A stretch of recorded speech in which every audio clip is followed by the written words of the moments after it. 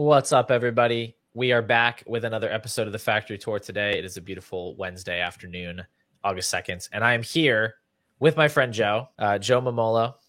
He's not much of a presence on Twitter. You don't necessarily see his name next to all of the articles on DFF, but he works behind the scenes, helps us get stuff done. Specifically, he runs our rankings page over on the site, and I forced him to come on the show. It's his first podcast appearance. So, Joe, what do you have to say to the people? Hey, real G's move in silence, like lasagna. Perfect. You're doing a great job so far. I think this is going to be an excellent show. Yeah, Joe. So Joe and I have been friends for a couple years now. I'm in a few leagues with him. We've obviously known each other through DFF. He's in the Pokemon League that I mentioned a couple episodes back with Billy on the Mailbag Show. Might even be a bigger Pokemon fan than me. You can see he's got some stuff behind him there, some Pokemon products as well. But he actually created another league that we're both in together. And before we jump into the main part of the show, I just wanted to shout that out. It's a Mario Kart themed Empire League where we have to like earn coins by winning cups. And anyway, Joe, do you want to just tell the people a little bit about this amazing league that you created so they can try to create their own? Yeah, I mean, I think the Empire Leagues are super cool because you get to really use your imagination to create anything you want out of a fantasy football league. You know, combine other passions with fantasy football, which for most of us is another passion. The idea of this Empire League for Mario Kart actually kind of came about because of the Pokemon League. You know, I was in that first, and as a huge fan of Pokemon, I was like, this is so cool to be able to put these two things together. And so my love for Nintendo, I was like, okay, like what would work out? Super Smash Brothers was an idea.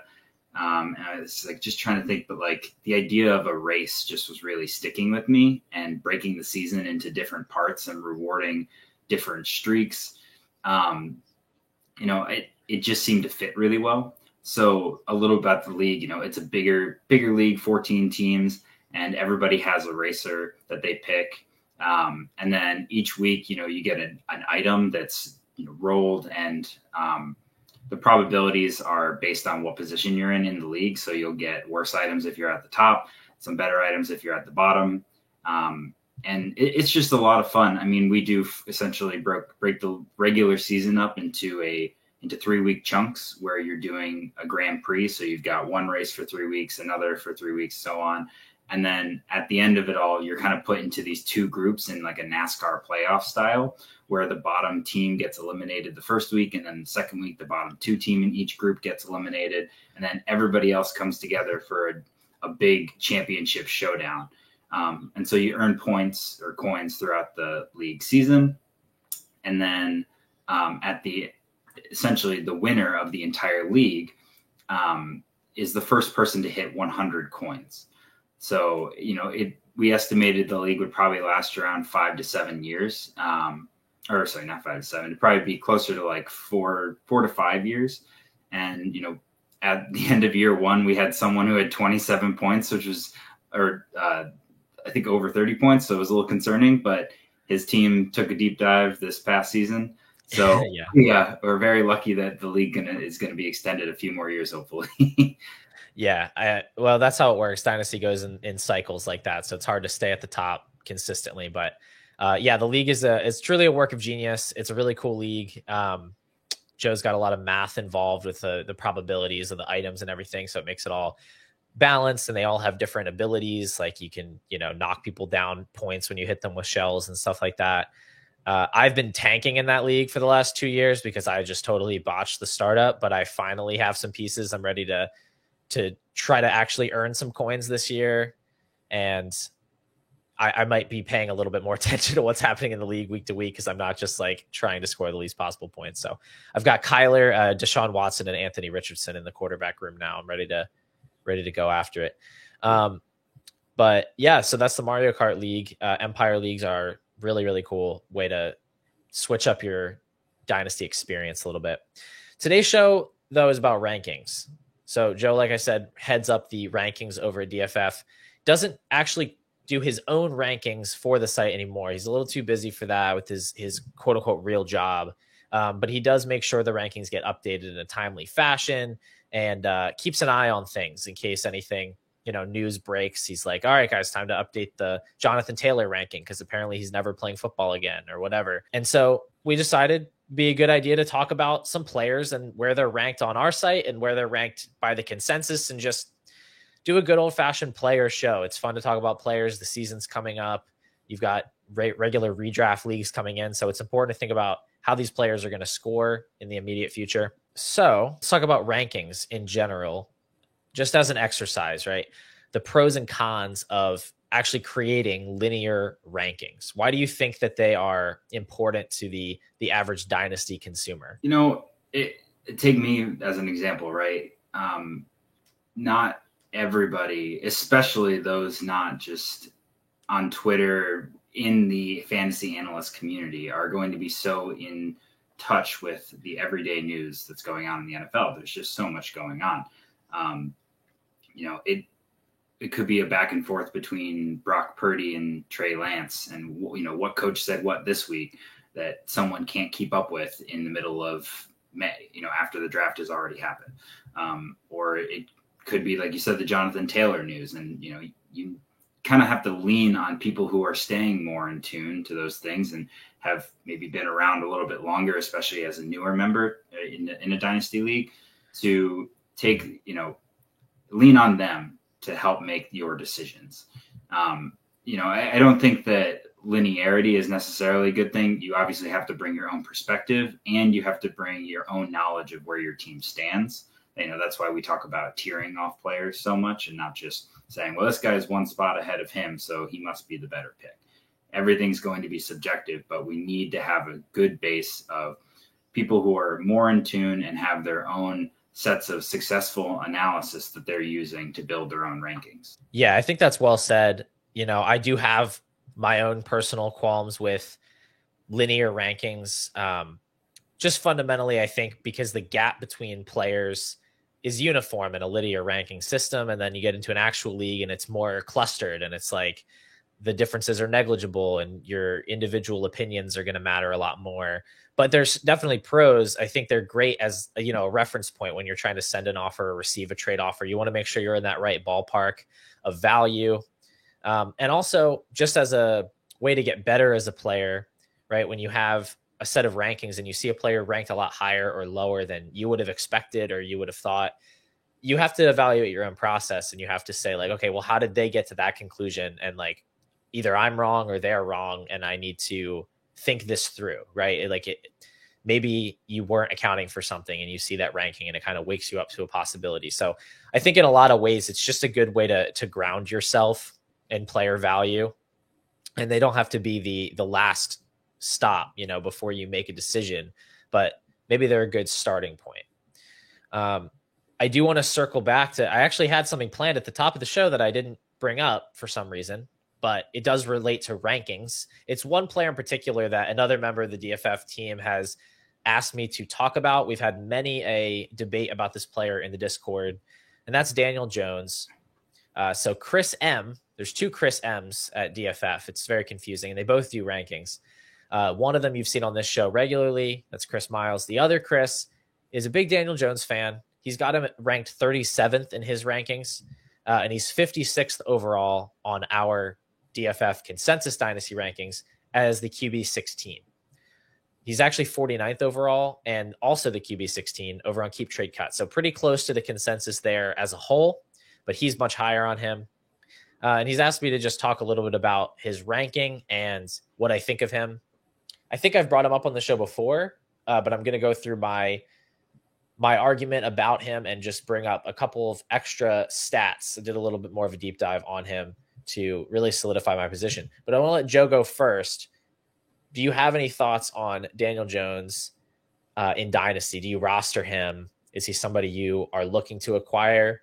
And do you think he's properly ranked? Yeah, I mean, let's maybe even take a step back first. You said that Chris has him ranked at 37th. And I think that that's, you talk about evaluating process.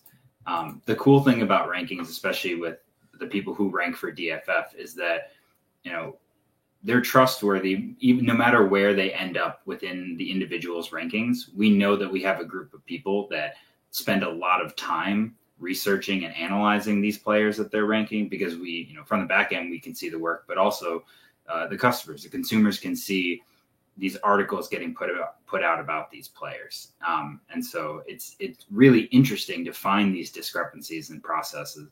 And to see someone like Chris, who we know puts in a lot and has his own analysis, end up at 37 is it's kind of surprising to me. Personally, I've never really been a Daniel Jones fan. I know that last year, he just absolutely came out of nowhere to increase his rushing yards, which is going to make any fantasy season look pretty fantastic. He even references Chris Miles' analysis to say I think it was the most, one of the best predictors of points per game in the next season is going to be points per game in this past season. Yeah. But really what you're betting on is Brian Daboll. Is he turning Daniel Jones into Josh Allen?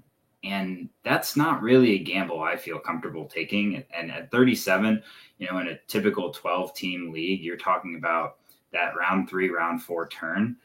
I would be a bit nervous to take a player like Daniel Jones there. I don't think that he's just become a much better passer. But I do understand that Daboll is a very great coach, and he's picking players that fit well around, in the Giant system, getting rid of Kenny Galladay finally. I'm a big fan of Wan'Dale, and Saquon's now going to be back this year. So there's things to like, but I think it's still a little bit rich for my blood at 37.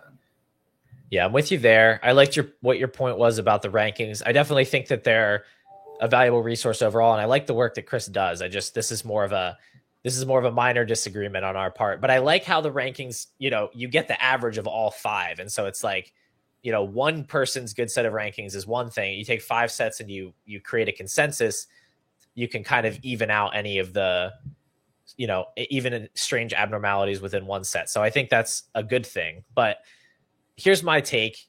My macro take is basically when you have a quarterback who's been mediocre to bad over a 4-year span, they probably aren't very good, and they probably aren't going to become very good.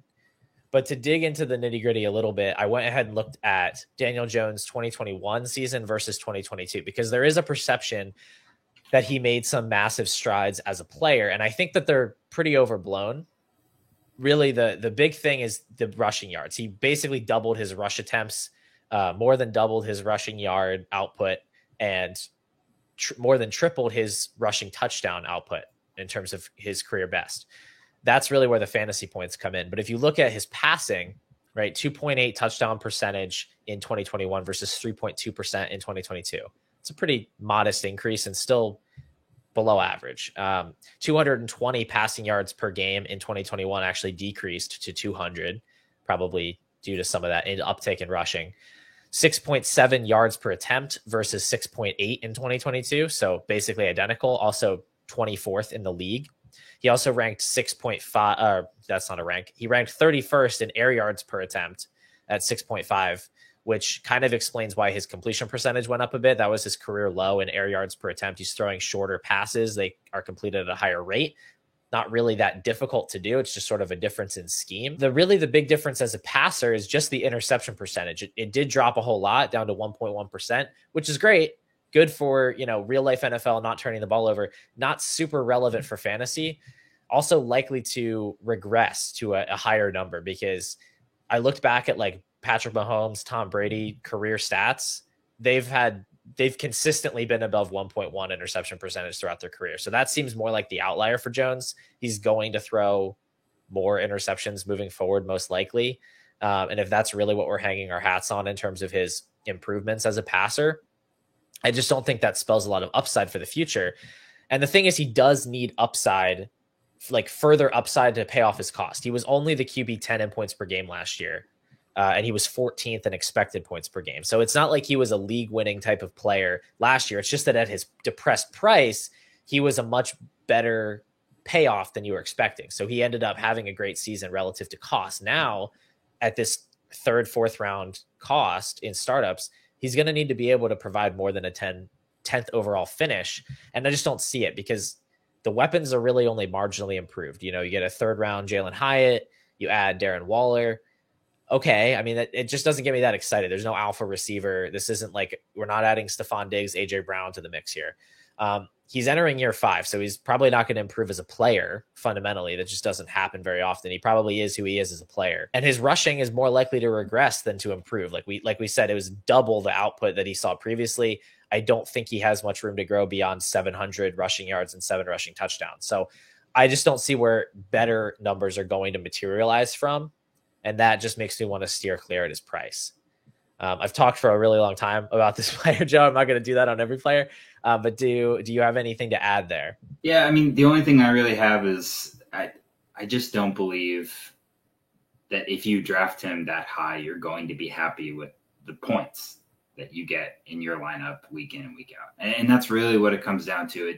You can say that he was the QB 12 or whatever for every week, and that's great if maybe he hits certain thresholds. But if he's consistently sneaking in there, maybe like I know he had a lot of weeks depending, score independent, but a lot of weeks under 20 points as a quarterback really doesn't provide that much extra value. And the players that you're taking him over when you're taking, a top 3, 4.5 round pick on that quarterback, I don't see the value add in taking him there. I agree with that. So seems like we agree. Maybe when Chris hears this, he'll move him down. Probably not. He does have a pretty lengthy article over on DFF making his case for Daniel Jones. So that's worth checking out. You can decide for yourself. The thing that's crazy for me is that he's actually ranked like only a couple spots away from Dak Prescott on Keep Trade Cut. And that's really what I take issue with is like, I think there's like a wide chasm between these two players as dynasty assets, just because of the quality of player that Dak has proven to be, like an actual top end NFL quarterback. He has an actually incredible cast of weapons around him. Like he sees a spike in interceptions last year and suddenly he's just some terrible quarterback, and it doesn't make any sense to me. So not only would I say, sell Daniel Jones at that price, but sell Daniel Jones plus a small piece and get Dak Prescott. That's really the action point for me here. Or even Kyler Murray, who is apparently ranked higher than Dak on Keep Trade Cut now, which I'm fine with, but I'm kind of surprised by just based on the startup ADP. Because by startup ADP, Kyler seems to get a lot of hate. He's a little bit higher on Keep Trade Cut. It's interesting how those two platforms, how those two sources of data don't always line up.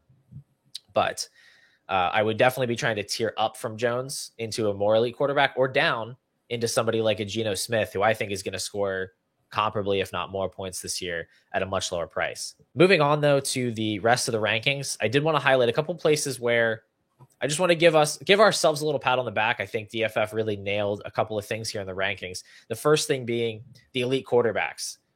They're ranked way ahead of consensus. At least they're ranked way ahead of Keep Trade Cut. And that's where they should be. I've been harping on it on this show for weeks and weeks, basically since the beginning. It's one of my biggest philosophical beliefs in Dynasty, I guess, is just that we need to be paying up for elite quarterbacks. You should be building your team around them. So I was happy to see Kyler Murray, Dak Prescott, Deshaun Watson all ranked inside of the top 20 on our consensus rankings. Watson actually as high as 12th overall. And over on Keep Trade Cut, you have Kyler at 40th, Dak at 45th, Watson at 29th. And I think that's just a fundamental misunderstanding of how quarterbacks should be valued relative to other positions. So, Joe, do you agree with those rankings, quarterbacks that high? And do you agree with my just philosophical belief that the position needs to be valued more highly relative to your other skill positions? Yeah, I mean, absolutely. There's a pretty clear drop off, I'd say, after maybe the top, you could say 13 QBs. I think QB 13 right now is, I think it's either Stroud or Young, and it's on the back end of the second, top of the third round in a startup. I don't even feel comfortable with maybe taking that one of those rookies that high necessarily, but I've been taking Dak, and it's funny, we've kind of talked about him a lot more. I took him as high as 12 in a startup this year. I've only done 2 startups, but I'm pretty sure I end up with Dak in both leagues because he's just a good player with really, really bad PR. Maybe Dallas football is similar in a way to, the New York media. As you know, as a New York Jets fan, I mean, everybody's a bad player most of the time. But he throws some bad interceptions last year, but honestly, a lot of them were kind of fluky. Just like I always picked out, and this is not a great comparison, but Zach Wilson had some fluky interceptions. Oh, don't say Zach Wilson in the same sentence as Dak Prescott. I know. That was just in the way because watching the games as a more than average fan, you can tell the difference between what was a bad decision and what was bad luck. And, we can tell those differences. Yeah. But the media, they're going to harp on it. And I think Dak just threw an interception in, practice. It was probably sevens. And he's like, a Dak Prescott interception. And if you look at it, the offensive line was pushed back near Dak's feet at the time. And this is just preseason training camp. Like, he's not going to step up into the back of his 300-pound lineman to try to get stepped on in preseason. Like, I don't know. And not only that, but like, who cares if they're throwing interceptions in practice? Like, he's an established player with a career. He has one of the lowest career interception percentages of like any quarterback in the league right now. And by the way, in practice is when you should be taking risks and trying to figure things out. Like, who cares if you throw a pick? He's probably trying to see if he can fit the throw in a tight window where like he might not make that same decision in a game. I don't know. It's all silly. It's not just the media doing it. It's like your average fan who likes to look at a box score or like watched a couple games where Dak had interceptions. They're like, see, he's not a good quarterback. And I don't know. I hate the Cowboys. Like, I'm an Eagles fan through and through, but I know Dak Prescott is a great quarterback. And he scores a lot of fantasy points. He has multiple seasons of over 20 fantasy points per game. So bad PR is the right way to put it. He's going to rebound in a big way, I think. Even in seasonal leagues, I think he's undervalued. He's going at like the QB 11. He's going almost a full round behind Tua. I think he's a good value in both formats. So, I love that. And I definitely think he's a buy. The elite tight ends on the DFF rankings are also above consensus, which, again, I'm not going to go through the whole thing, but it's something I've talked about a lot. And we have Pitts and Andrews just criminally low on Keep Trade Cut, 32nd and 37th overall. Over on DFF, they're 22nd and 15th, respectively. I think we need to get Pitts even higher than 22nd, but it's a good start. It's good, and it is well above where their actual ADP is. So, if you're using those rankings, you're going to end up with those guys more often than not. And that's good. It's good for your team to have those types of players that can provide an advantage. I know you've still got Kyle Pitts in the Mario Kart League, right? Yes, I've been holding on to him since day one. I've been trying to pry him away from you unsuccessfully for quite a while, but you're a smart man. You should be holding on to that for sure.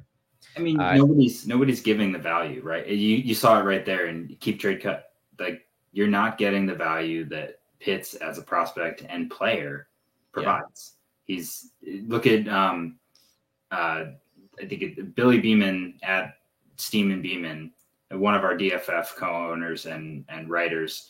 Our listeners know him well.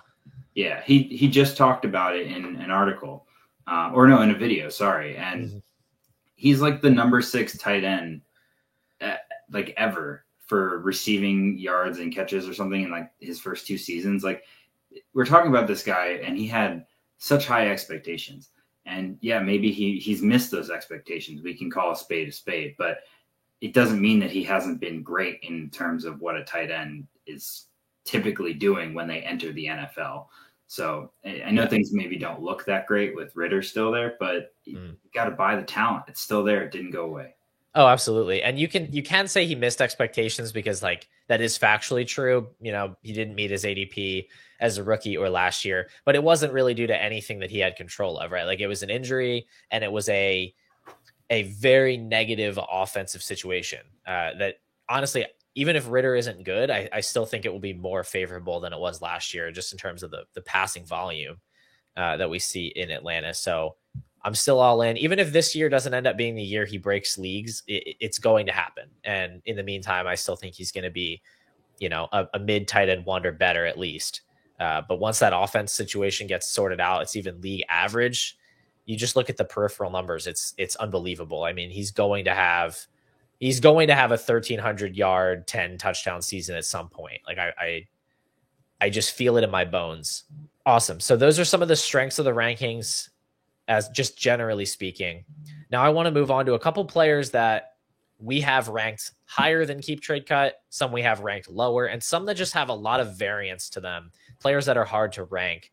And what we're doing here, these are just players I think are interesting to talk about based on the gap in the ranking or just something about them in general. But we're going to just move through these a couple minutes per player and see what we can figure out. The first two I'm going to put together because I kind of see the argument for and against them to be similar. And those players are Marquise Brown and Chris Godwin, who on our site are ranked 47th and 48th overall. On Keep Trade Cut, Marquise Brown is ranked 86th and Chris Godwin is 83rd. Now, to be clear, there is a slight difference between our rankings, which are full PPR, and Keep Trade Cuts, which are half PPR. But that probably doesn't account for a 40-point gap. So what are you seeing here, Joe, with these two players? How do you feel about them in terms of their rankings? You know, I think I agree more with the Marquise Brown ranking than I do with the Chris Godwin ranking. I do believe that Chris Godwin is probably he's got to be somewhere in that top 15, definitely top 20 receivers in the NFL talent-wise. I definitely believe that. It looks really tough and bleak out there in Tampa Bay right now. And there's a lot more competition for targets there than, and potentially worse QB play. I mean, from what I've seen, I know again, it's preseason, but Baker Mayfield doesn't look too great. So I'm a bit nervous. Chris Godwin at 48. This time I do understand buying the talent, but you got to kind of project out how many years, and he's in his prime right now in a really bad situation at a position where you can find value much more easily. So I think having him ranked that highly makes me a little uneasy. Whereas Marquise Brown, also believe in the talent. I know Matt Harmon still believes in the talent looking at his reception perception numbers. Obviously, it looks like with Kyler Murray hurt, that's going to put a potential damper on his season. But there's much less competition for targets there. I think that they'll find a way with a new coach to get their good players the ball. I mean, that's what you should do. Make it easy on the quarterback, whoever's filling in. So I think it's going to be a little bit easier for Brown to find a consistent fantasy relevant season than it will be for Godwin this year. Mm-hmm. Yeah, it's an interesting dichotomy because I think people are more sold on Chris Godwin as a talent than Marquise Brown. They're both in kind of questionable situations depending on when Kyler returns and whether he returns to form. Could be Colt McCoy throwing Marquise Brown the ball. Could be Clayton Tune. I don't think Baker Mayfield's very good. He's probably better than those two. But either way, it's a little bit bleak. The thing is, though, I kind of feel like Chris Godwin is maybe a little bit overrated as a talent. And I don't have his reception perception charts in front of me. I'm sure that he runs routes very well. He's just never been a high volume target earner. He's always had high volume because he's played in an offense that just throws the heck out of the ball. Top 2 in pass attempts the last 3 seasons in Tampa Bay, but he hasn't had a target share. His career high target share is 22%, and he's been lower than that each of the last 3 years. Marquise Brown at different points in his career has actually approached 25, 26% of targets, which is a little bit more exciting to me, especially because he does operate a little bit more vertically, a little more prone to big plays as well. So I don't know. I think it's very close between these two, but I definitely think they're both a touch too high in our rankings. I can't justify them being ranked ahead of Tony Pollard first and foremost. I think there needs to be a little bit of revision there. There's a qualm that I have with pretty much all rankings and honestly just fantasy football in general, which is this overvaluation of non-elite production. Because I think you look at a player and it's like, okay, well, we know they're talented and they're going to probably play for several years and give you this sort of baseline level of production. I think just that in general is overvalued. And so it's like, okay, these guys are in their prime. They have 3-4 years left of production. The question is whether that production is ever going to actually make a difference. Because like you said, it is a deep position. Maybe you like those guys. Maybe you think they're good. But if you look down the board 4 or 5 rounds later, you can probably find somebody who's going to score within 1 or 2 points per game of them. Could even outscore them depending on how offensive situations shake out. And so I think it's that stability that gets overvalued, and maybe that's being baked in a little bit too much to the ranking of these two guys. Yeah, I mean, I could see that. I also think that, and I'll touch on the Pollard point after this, but I think that with Marquise Brown, at least, you're talking about a guy who just turned 26 two months ago. He's definitely got a lot of time. And with Kyler, unlike Tampa Bay, his quarterback is coming back. And it was just an absolute dumpster fire of an offense under Cliff. So I can't really see the situation getting any worse than it was. Yeah. For him, I think that I would feel comfortable buying at that price. But again, for Godwin, you're right. It's definitely tough. How many years left? He turned 27 in February. He's doesn't really have any sort of positive outlook where he's not going to be across from a stud in Mike Evans, anytime soon. He did sign that extension. So, I think everybody was kind of hoping he'd leave and go be the alpha somewhere else, but now that hasn't happened. Mm-hmm. So yeah, I definitely agree that he's too high. But for Pollard, I am a little bit nervous. I've been eager to bring up this point because I think 2 years ago, I must have talked back when we were in Twitter instead of Discord. And I brought up the fact that I had never seen when has it ever worked out where someone paid a high 2 for a backup running back that we knew was talented and that they actually became the starter. And now it's like 2 years later, and the two people I was talking about in Madison and Pollard, they're both looking at primetime. Yes. The difference, I think, is that Tony Pollard is good and Alexander Madison isn't. But yeah, I mean, I don't know. I can't think off the top of my head of the last time that happened. It's hard to actually remember an example of that. But I mean, in this case, we saw it happen. Like, we saw Pollard sort of take away work over the course of the year. He finished as like the RB 6 or 7 in points per game, I believe. He got the franchise tag. Zeke left. He's the starter. I don't know. Like, in this particular situation, I'm not sure what's not to love. He ranks right next to Nick Chubb in every advanced rushing metric you could ever look at because he's incredible. Yeah, I don't know. Like, what's the, other than historical precedent of, him being kind of a unique situation, I don't know what there is not to like. I've been snapping him up in best ball drafts all off season.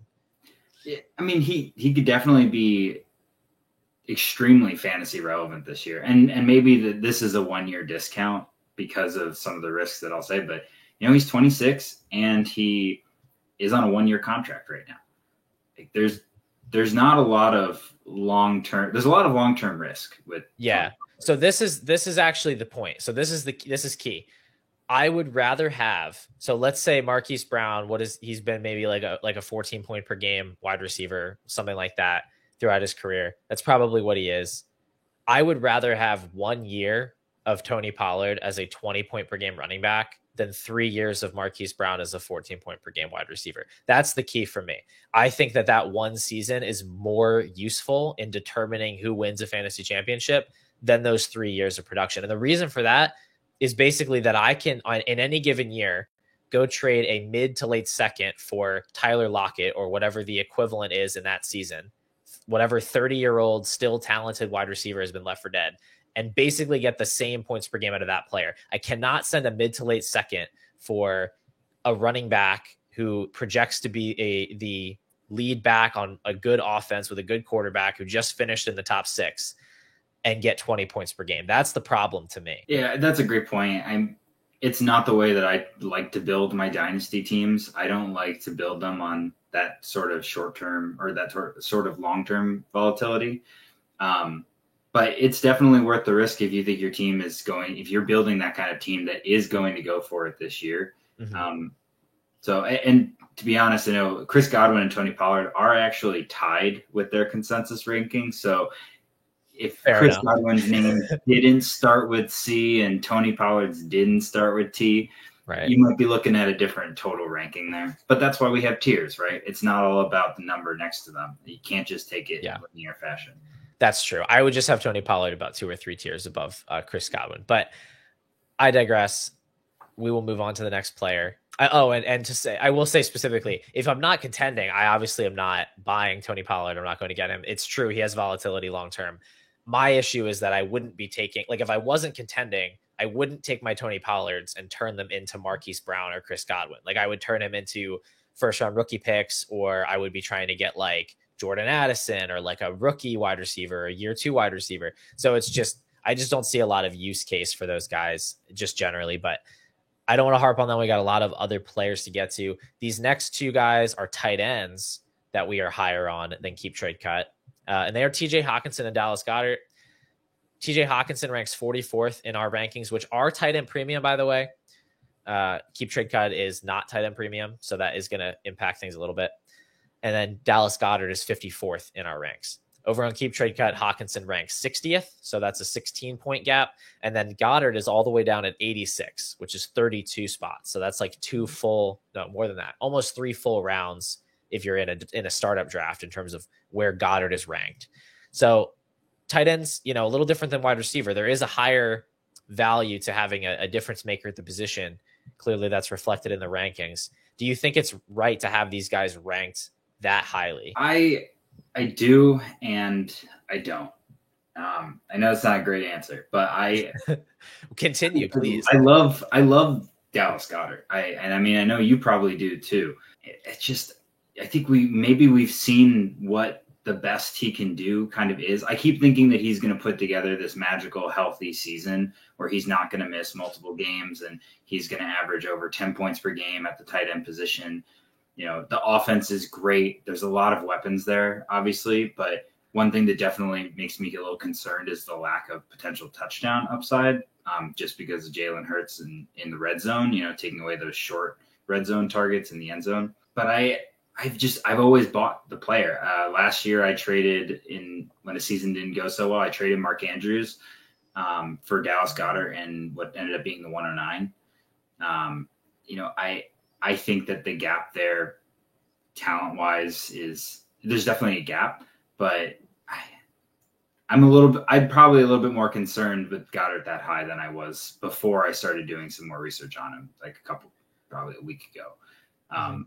And with Hawkinson, I think that he obviously had the huge boom game last year that's kind of buoying his fantasy averages as a Viking. But kind of why not? Right? Like it's again, that position where boomer bust is okay. You take that, like that's the position. It is a little high to get that, but when you have that ceiling at the tight end position that anybody probably lower than 8, tight end 8 doesn't really have, it's probably worth it to go grab him. And I think having a full off season with Kirk Cousins and just getting familiar in the offense and having a player like Justin Jefferson there to kind of take some pressure, maybe outside, like off of the middle of the field, will allow him to continue eating this year. Possibly. I'm a little bit, so the Hawkinson ranking I take more issue with personally. I think they both could be a little bit lower, but I do think Goddard in our ranks is a lot closer than 86. 86 is just, that's outrageously low, even in non-tight end premium, I think, because he does offer you an advantage over most of the other tight ends, I'd say. But with Hawkinson, I think his production last year was a little bit fraudulent. I've talked about it before, but the Vikings averaged like 42 and a half pass attempts per game for the games that he played for the Vikings. And they like had a couple overtime games, I think. And they threw the heck out of the ball. Their defense was terrible. They had Justin Jefferson, obviously, but their other wide receiver that played like every down was Adam Thielen, who averaged less than 1 yard per route run. He was basically the worst wide receiver in the NFL last year. Like, I could have been running routes out there instead of Adam Thielen, and it wouldn't have been very different. So in that situation, like, Hawkinson did thrive, but he didn't actually earn targets in a significantly different way that he did in Detroit. His targets per out run was still pretty similar. I think his yards per out run actually went down because he ran so many routes. So they didn't unlock some new level of TJ Hawkinson. He just went to an offense that threw a certain amount of times per game, and he went to another offense that threw a bunch more times per game. And so he ended up scoring more fantasy points. But now, just due to how regression works, like, that's probably going to go down at least to like 38, 39 attempts per game. And they just added Jordan Addison in the first round, who is, I guarantee you, 100% better than Adam Thielen. So unless he like goes to prison for driving too fast, he is going to be on the field. He's going to take targets away from Hawkinson. So I just don't think 44 is reasonable. I think there's a bigger gap there between him and like the Pitts Andrews tier. I would have Hawkinson pretty close with Goddard, probably down in that 5th round area, along with Pat Freiermuth. I think the three of them are all honestly pretty similar, the way that they profile to earn targets and just their efficiency in general. I think Goddard's the best of the three in terms of talent. He's just, like you said, held back by a situation where pass attempts are going to be lower. Goal line attempts are going to go to Jalen Hurts a lot of the time. So it does sort of cap him. I think if there was an injury to like AJ Brown or Devonta Smith, you could see him have an incredible stretch, like, you know, tight end 1 over a 6-game stretch or something like that. I think that's possible. But when you look at him, he's 28 years old. And in his base case, his base projection, his upside is a little bit limited by the offense. So yeah, just a little bit aggressive maybe on the tight ends. I'd push them down a little bit, but I understand the thought process, especially in tight end premium. Moving on to some players that are lower in our rankings as opposed to keep trade cut. These are actually just 3 guys. They're all running backs. Interestingly enough, I think DFF is kind of anti-running back. I not necessarily, but these 3 guys actually, they have more than that in common. As I look at them, I realize this. They also all lack that pass catching ability that really leads to league winning running back. So I think that's a function of these ranks, is that lack of pass catching is being factored in pretty heavily. And so we have these 3 guys. I'll just bring them all up at once. Kenneth Walker, Nick Chubb, and Dameon Pierce. All lower in our consensus ranks than they are on Keep Trade Cut. We have Walker at 58 versus 44th overall, Nick Chubb at 60th versus 41, and Dameon Pierce at 91 versus 74. Well, so why don't we start with Walker here, Joe? What are your thoughts on him? I know he's dealing with a little bit of an injury right now, but outside of that, you know, what are your thoughts on Walker and his upside, I guess, because he doesn't really catch passes? Yeah, I mean, I wasn't a huge fan of Walker coming out of the draft last year. Was obviously, you know, disappointed when he went to Seattle, you kind of had to bump him up, knowing the way they like to run the ball. And then this year, you know, just having to do it again and pick another running back in the 2nd round. I mean, there's just the upside I don't see being there. And to be honest, the downside's tremendous. I mean, even if you liked him as a talented player, if he's not going to catch passes, and if there's the chance that an equally talented, if not more, running back and, you know, Chubb's taking over as a runner, like that could happen. That's a feasible outcome for this year. Then you're really just, I would say it's more of a coin flip between the two. And when it gets that close, I'm not taking the player that's ranked 30 spots higher than the other guy. I'm always going to lean and take the lower ranked player, the cheaper player. Yeah, I think that's a good point. I tend to lean more towards Walker and as a rusher being a little bit more explosive and dynamic, but it's certainly not set in stone. Like Walker had some concerns last year with his success rate. He was kind of a boom bust runner. We don't know what they're prioritizing in Seattle. The shoulder injury to Charbonnet does kind of bail him out a little bit. Like if Charbonnet is not going to play early in the year, Walker's going to have at least as many carries as he can handle, if not targets. And when he comes back, you know, maybe he'll have just sort of taken full control of that role. But yeah, there's fragility here because he's not a pass catcher. He didn't do it in college. He didn't really do it last year. If you look at his like targets per game, it was not good. His yards per out run, not good. It's not that he can't catch. If they threw the ball at him, he does have 2 hands. He could feasibly catch it. It's just that when we don't see players utilize that way in college, we don't see them utilize that way as rookies. It rarely materializes in a significant way after that. It certainly hasn't for Nick Chubb in his career. And it's sort of a similar mold there. But I think DFF got this one right. I think Walker is overvalued in the consensus due to some big plays last year. Just sort of a misunderstanding, I guess, of his role and what kind of upside he does have. But yeah, I agree more so with 58 than 44. I think at 44, you can still get players that have that full package league winning upside. They don't have a fellow 2nd rounder breathing down their neck. I'd rather have Travis Etienne. I'd rather have, I guess, obviously Saquon Barkley and Jahmyr Gibbs. But I'd even consider someone like Tony Pollard over Walker just because, like I said, I value league winning season potential. So I think he needs to be bumped down a little bit. Nick Chubb, again, I agree with our ranking more so 60 overall. That's right at the end of the 5th round. You get past the younger upside running backs, and you get Nick Chubb, who great rusher, lacks upside. Throughout his career, he has lacked upside. There's always been this question of like, what if Nick Chubb puts it all together? What if he catches passes? What if he does this, does that? He hasn't done it. He's turning 28 this season. And now the latest narrative is, oh, Kareem Hunt's leaving town, so he's going to have this full-time role. Are you buying into that, Joe? Is this the year of Nick Chubb, that he's finally a league winner? I mean, I like him at 60. Yeah. I think that's actually, I would be really happy with, well, I don't know, that's even 60 is maybe a little too rich. But it depends on team build.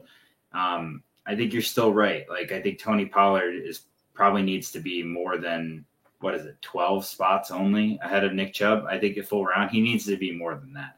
Would you believe me if I told you that Nick Chubb goes ahead of Tony Pollard in underdog drafts? I wouldn't. It's true. Is that the case? He does. He goes at like the 1-2 turn, and Tony Pollard goes in the mid-second. I don't really understand it personally. I don't get why we keep doing this thing every year where it's like Nick Chubb, he's going to be the overall RB1, and he's never shown to have that potential in his wheelhouse. But yeah, it's happening. I like Chubb as like a buy low candidate. Apparently not, though. I thought he was, I mean, maybe in my leagues, he's much cheaper than I think a top 40 player, even top 60. That's why I kind of, felt like I liked him. I think that he ended the season extremely poorly as a fantasy player last year. Obviously had the really hot start, and they were like, okay, maybe this is the year he puts it all together. I think that he could offer a really good season this year still, even though he's 28. But that's really it. It's despite the fact that he's 28. Hopefully the offense is better with Watson having, knocking off some of the rust, and him having the full backfield and maybe catching a couple passes. But I don't see the league winning consistency, or like every week being this guy that should be a first round pick. Well, the thing is, he's been consistent. It's just that he's been consistently not a league winner. Like 16.6 points per game last year, 15.4 the year before that. Just pulling it up as we go here. He had 17.3, I think was his career high in 2020. So like, that's good. It's a good thing to have. It's just, you look at the Keep Trade Cut ranks, and I understand like they're not gospel. They don't reflect every league, but he's ranked ahead of Cooper Kupp. He's 1 spot behind Kyler Murray. He's ahead of Dak Prescott, ahead of Travis Etienne, ahead of Josh Jacobs. I don't really get that. Like, that doesn't make sense to me. It doesn't make sense to me where he's going in seasonal drafts either. I just think this is a more limited player than people realize. And Kareem Hunt leaving is not going to change that. We've seen Kareem Hunt miss games. Kareem Hunt barely even mattered last year. Like, he hardly played. They just put whatever guy. Like, they'll put Dearness Johnson in that role. This year they're going to put Jerome Ford in that role. Like, they're not going to change up the way they deployed Nick Chubb in his like 6th or 7th or whatever season it is in his career. He's not been a guy that contributes much on third downs, and I think that's going to continue. So, yeah, I mean, once again, this non-pass catching running back, I think it's correct the way that he's ranked, 60th versus 41. And that's not to say he's a worthless player. 60 is still fairly high to invest. It's just, you can't put him up there like in that mid 4th round. It's too rich. Yep. Dameon Pierce is finally where we get into a player where I think like, okay, maybe the discount is too extreme. But I'm still not sure. 91 versus 74. It feels low. Like, I see a couple names ahead. I'm like, okay, Mike Evans. Like, I definitely take him over Mike Evans. I definitely take him over Kenny Pickett. Definitely take him over Aaron Jones. So I think like maybe it's a little bit aggressive, but I get the idea of what we're doing. We're prioritizing upside. And Dameon Pierce, another one of those guys that just didn't really flash as a receiver in college, didn't really flash as a receiver as a rookie. He had efficiency in college, I think. He just wasn't really used in that role much, which is what we look for. How do you feel about Pierce heading into year 2? They did sign Singletary. It seems logical that he would take on that pass catching role, Rex Burkhead from last year kind of role. But maybe you have a different read on it. No, I mean, I was someone who I liked Pierce last year. I've got him in a couple leagues. I think that he's just got such an easy, like the rug could be pulled out from underneath him at any time still. We can't also pretend that even though he survived one off season that he's going to survive again. So risk long term is still there. And, we can't call him Nick Chubb as a runner by any means. Like, no one should be doing that. And that's why he's not near 60 where DFF has Nick Chubb ranked. He's going to be substantially lower because he's not as good of a runner and he doesn't have long-term security at that position. I think that he's probably in a good spot for this year, but it's not Tony Pollard either. Like you said, you're not getting that league winning upside. Yeah. He's also in a rookie led offense with a very poor group of skill position pass catchers. So, you take the every down carry grinder in a like Deshaun Watson offense with Amari Cooper and Elijah Moore and David Njoku. And it's like, wow, that could be a valuable role. Like he could rush for 20 touchdowns. There's literally no way Dameon Pierce is going to rush for 20 touchdowns. Like I'd be surprised if he gets 10. This is rookie CJ Stroud throwing to Nico Collins, John Mechie, and Robert Woods. Like it's not going to be sexy. It's not going to be exciting. So I definitely understand the devaluing. And I think you make a good point about the security, right? Because he's young. It's like, well, he's a young player. He's got all these years out in front of him. Well, we can't take that for granted at running back, especially with a day 3 pick. Really, history is stacked against him when you look at former 4th round running backs and like how their touches play out year by year. Even if they get a lot of touches early in their careers, most of them do flame out fairly early. They don't continue to get those touches. And maybe he breaks the mold. It's just there's a lot of things in play here where it does make it fragile. And so I wouldn't look at him as like, okay, I've got this young workhorse running back. Maybe he has lower upside, but he's really stable. He's not the running back equivalent of Marquise Brown or Chris Godwin. He's not that because we don't know what that backfield's going to look like next year. It's just too risky at that position. Yeah. And do you know what he set his goal as for this year? We talk about, you want your players to have like pretty substantial goals. Like I'm great, right? Like I'm going to do this. What do you think he said? Oh, I didn't hear this. What is his goal? 1,000 rushing yards. Oh, bravo. 1,000 rushing yards. We are really aiming for the top here. Yeah. He could have 1,000 rushing yards and like not even be a top 24 running back. It's very much possible. So yeah, I mean, it reminds me of when Kerryon Johnson like came out and said that he was a committee back and everybody was like, oh, the Dynasty community collectively groaned and his ADP dropped 4 rounds. Like not a good look. You got to be like George Pickens, come out and say that if you were a Madden player, you'd have like 99 overall speed and route running and this and that. You gotta be confident. Well, that's that wide receiver mindset. Maybe he will never have that, but he could be a little bit better than 1,000. Maybe shoot for like, I don't know, 1,400 something like that. That would be good. That would be very good. Yeah, 1,400 rushing yards. I'd have at least one eyebrow raised at that point. So those are our guys we're lower on. Clearly, we have a type or an anti-type, I guess. Lastly, we're going to talk about a few players that have a wide range of outcomes, I guess you could say. They have high variance to their rankings from one analyst to the other. This is a kind of a cool feature of the rankings. There's a little bit of there's a standard deviation feature included for each player. So Joe, can you explain to the people what that is? Yeah. So standard deviation, essentially what we do is we have five rankers. They each put a number in, right? They're each ranking their set of players. We take each number, average it out, and then we take that average and we take the difference between that number, that average, and each person's ranking. Mm-hmm. And then we add those up and divide by the number of rankers. So it's the average of the average difference. If you ever take an intro to statistics, you probably did this a whole bunch of times, but you might not have actually applied it to reality. But here we have standard deviation. And what a high number in this column means is that there's a wide disparity between how our rankers view these players. So that makes them interesting to talk about because there's clearly a wide range of opinions on them. And so I'm going to bring up some of these names. I'll just throw out where they're ranked on Keep Trade Cut as well. And then we'll talk it out, see if we can find that middle ground where they belong. The first one is a rookie, Zay Flowers. Rookies are always hard to rank, but we have Zay Flowers, first round pick to the Ravens. He's ranked at 67 on Keep Trade Cut, down at 89 on DFF, but he does have a very high standard deviation of 32. So I don't really have any frame of reference for that. But your average player, you know, you're thinking like earlier rounds, you're thinking like 5, 6 as a deviation. Later on, where it gets a little bit more subjective, it's like maybe 10 to 15. But here we have 32 spots of standard deviation between our rankers. So there's a wide range of opinions on Flowers. I wasn't thrilled with his prospect profile personally.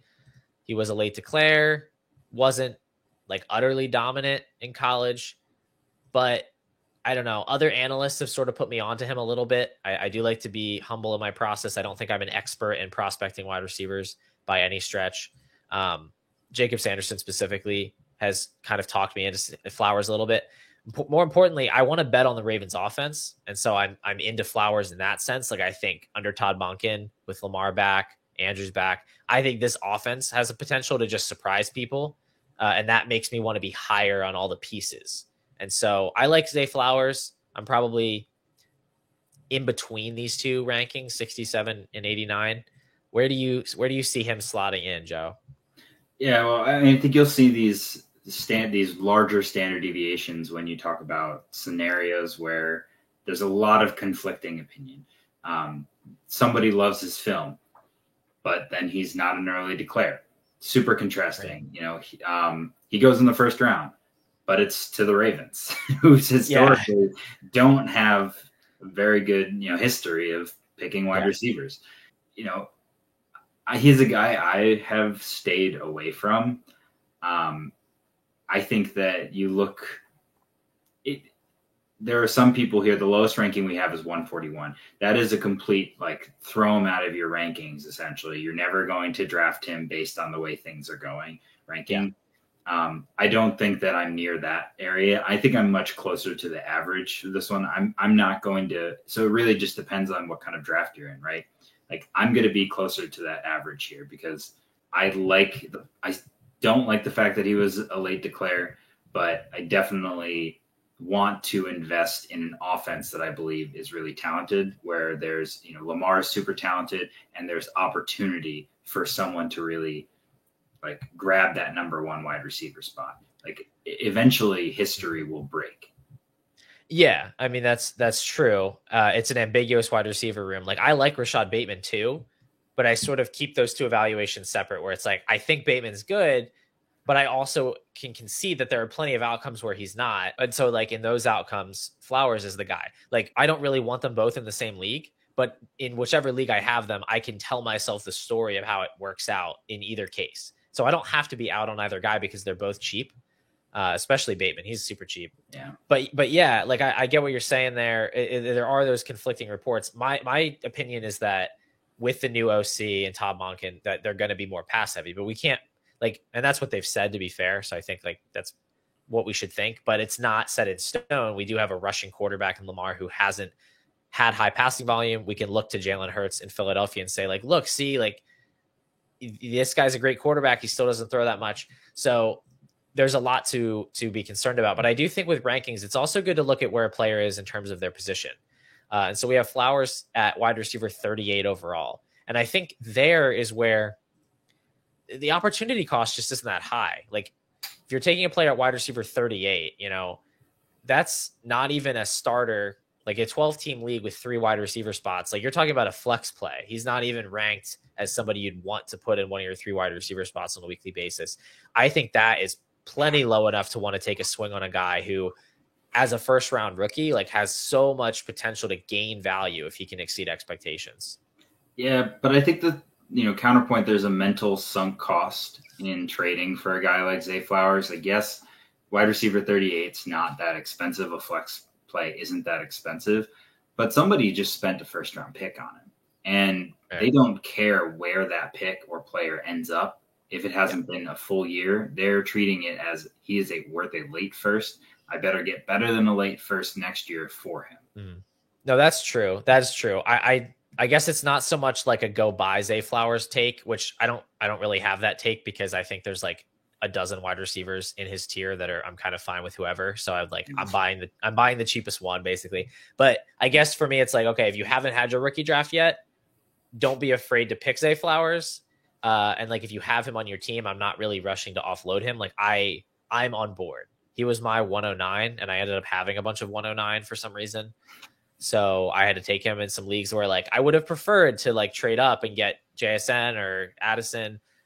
It didn't work out. And so I took Flowers, but it wasn't something where I'm like, I'm going to pass up on him for, Devin Achane or Michael Mayer or something because I don't like Zay Flowers. I was comfortable taking him because he is a first round wide receiver. He's going to have some value insulation. And I do think that he's probably a talented player. And so I do like him a bit. Well, Calvin Ridley's next on the list, right? And we've got him at wide receiver 34 overall. I mean, what do you like between the two? Another guy with a lot of different factors on both sides, right?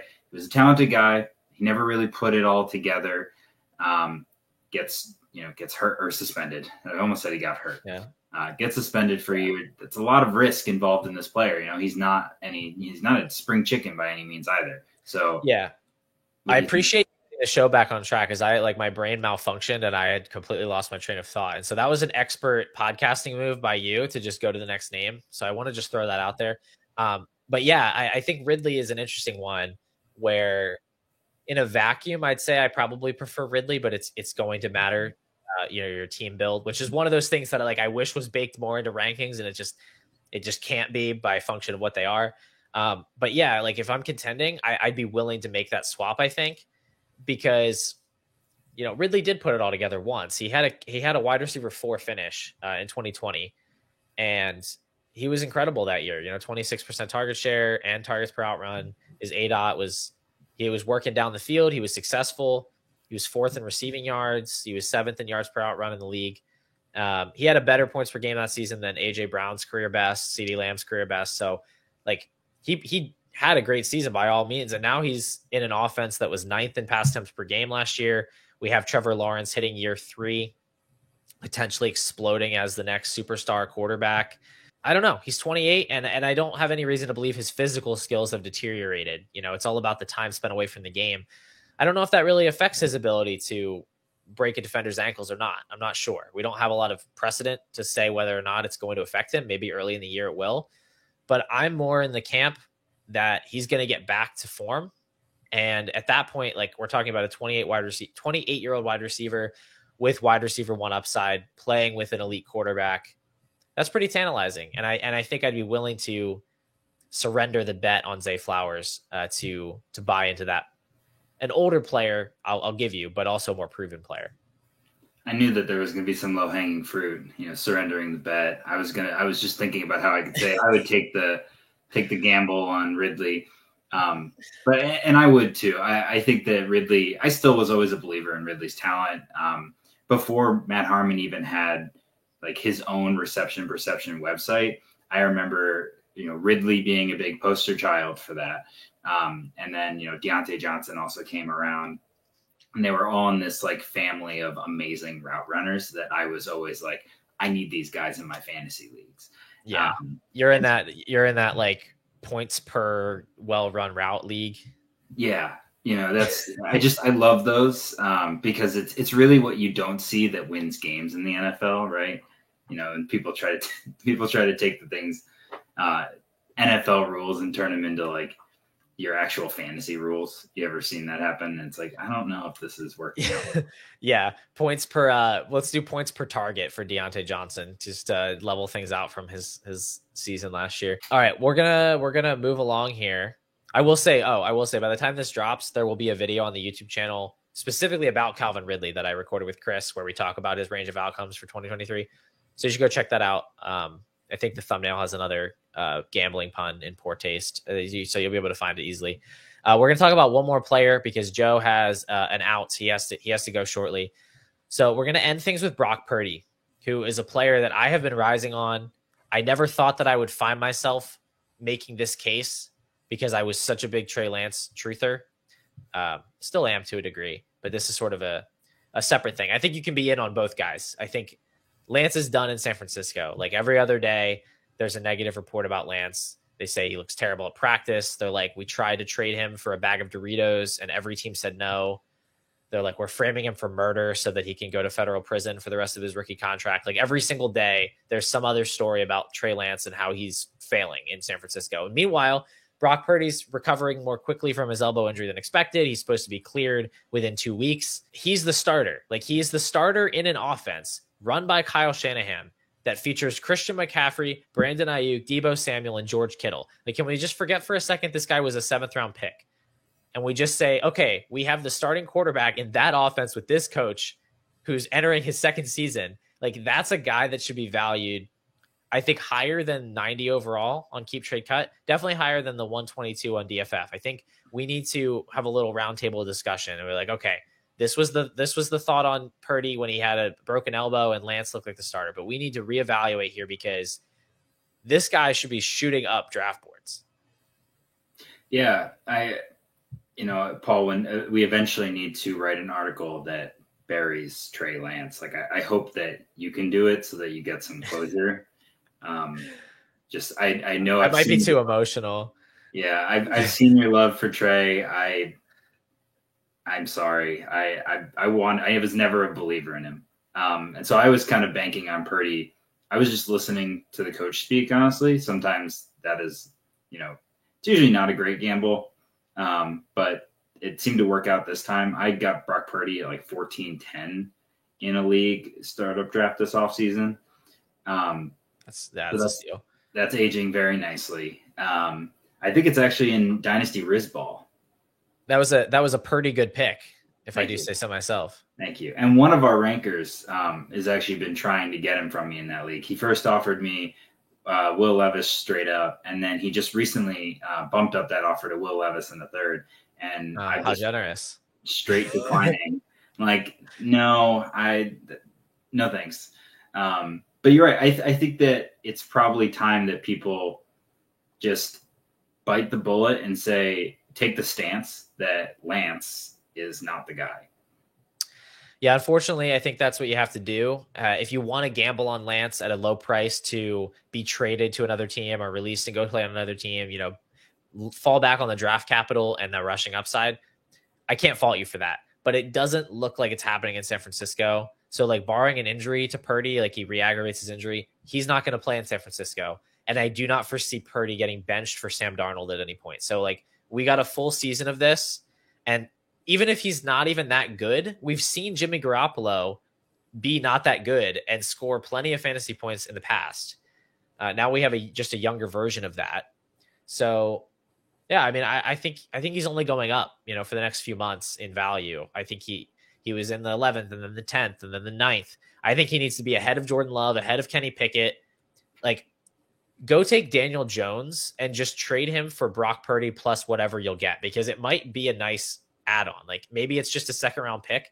I would strongly even consider just that, but you might get more than a 2nd-round pick. Like, you might get a nice wide receiver tossed into that deal. And I have just as much confidence that Purdy is good at football than Daniel Jones, and he has much better weapons. So, yeah, I think that's a great place to close it out. Joe, this has been great. I appreciate you coming on the show. I hope your first podcast experience was a pleasant one. We'll have to see if we can run it back at some point. For the people out there, go check out the rankings on Dynasty Football Factory if you have a membership, or just go get one. If you don't have a membership, then you can talk to us in the Discord, argue about the rankings, tell us who's too high, who's too low, all that stuff. You can tell us in the comments how you feel about any of these players as well if you're watching on YouTube, and I will try to reply to those, or I can add a segment to next week's show.